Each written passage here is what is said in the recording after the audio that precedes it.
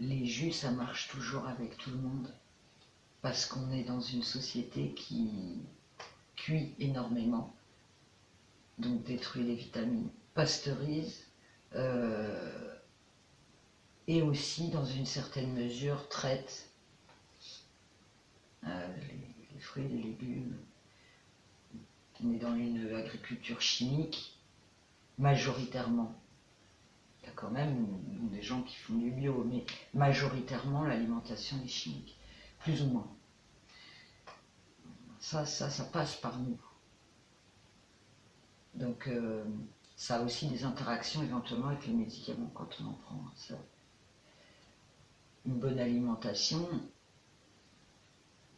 c'est une alimentation qui nous apporte les micronutriments dont le corps a besoin. On parle toujours de lipides, glucides, protéines. Ça, c'est des macronutriments, donc c'est intéressant. Mais les micronutriments, c'est encore plus intéressant. Vitamines, minéraux, enzymes. Quand on en manque, on ne peut pas aller bien. Mais on peut quand même avoir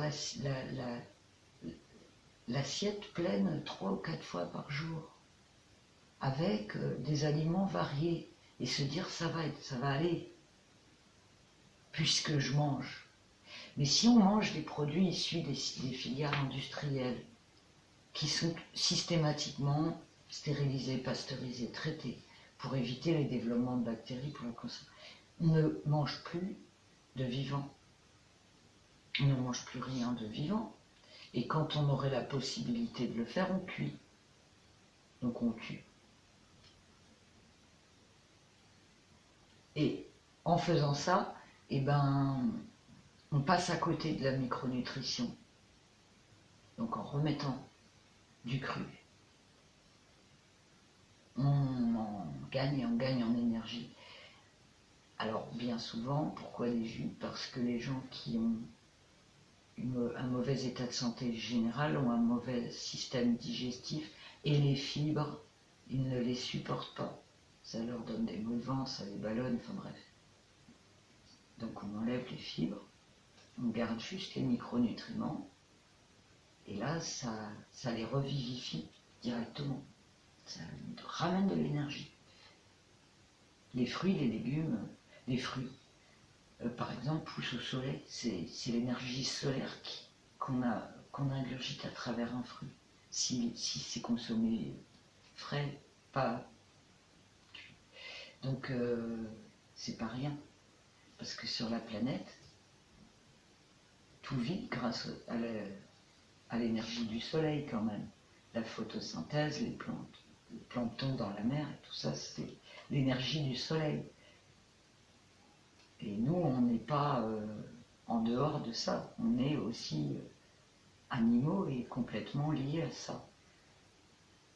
Même si on vit dans des villes et qu'on a l'impression de ne plus être connecté à ça, on est complètement connecté à ça, on en a besoin. On a besoin de vivants. Alors,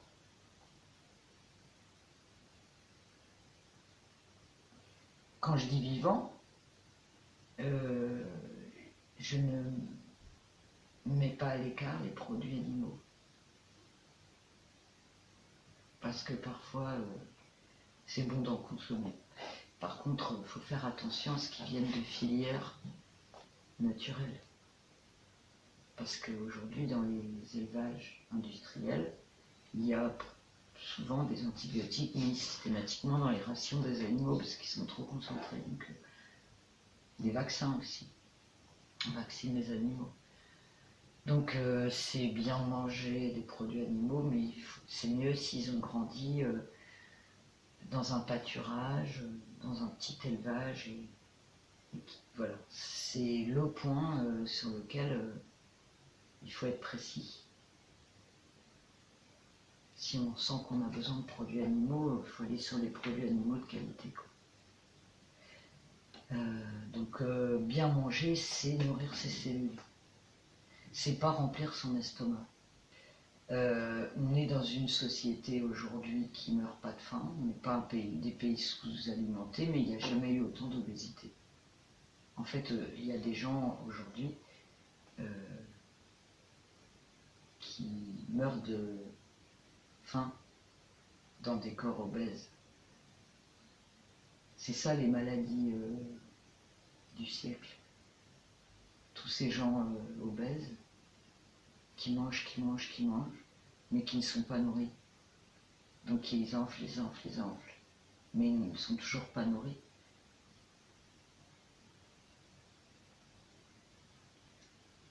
Et une alimentation physiologique, c'est une alimentation que le corps est capable d'assimiler en fournissant pas beaucoup d'efforts. C'est-à-dire que ça va être facile à assimiler. Les jus, par exemple, ils sont faciles à assimiler. Les jus de légumes, ils sont absorbés rapidement. Ils n'enclenchent pas la digestion, donc ils ne prennent pas d'énergie. Ils en amènent.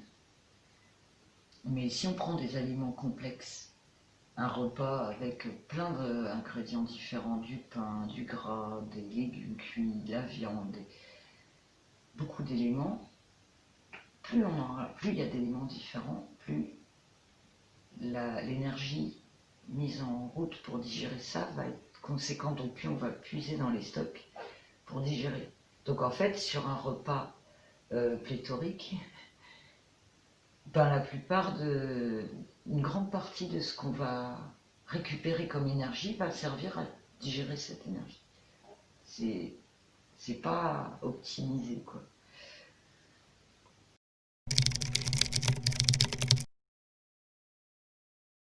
Ah oui.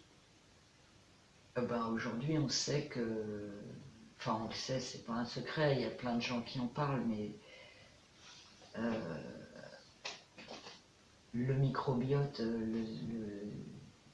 influence notre humeur, nos émotions, tout ça est lié, et la qualité des produits ingérés conditionne l'état d'esprit. Il y a des tests qui ont été faits, des études sur la junk food. On sait que la junk food, bon, c'est gras, c'est salé, c'est du sucre lent souvent, enfin, trop gras, trop sucré, trop salé en fait. Hein. Ça rend les gens dépressifs, ça modifie leurs bactéries au niveau microbiote. Ces bactéries vont en redemander, et au niveau émotionnel, ça génère de la dépression, des idées noires,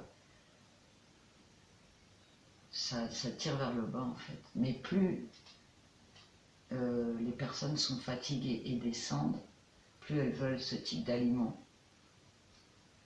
Ça devient très addictif. Et en fait, ça peut être comparé à une dépendance de drogue. En fait.